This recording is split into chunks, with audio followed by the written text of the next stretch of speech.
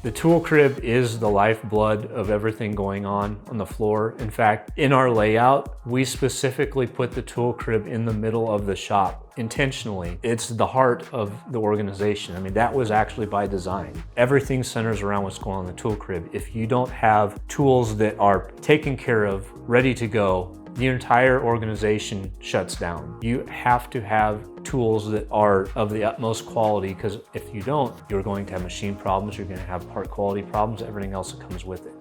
Quality literally starts with the cutting tools going into the machines, understanding the cutting tools, understanding the consistency of how they go in the machines. You know, that's a foundation for your entire machining operation. The more consistency you have, the more quality you have. And Zoller is instrumental in helping with that at the foundation level.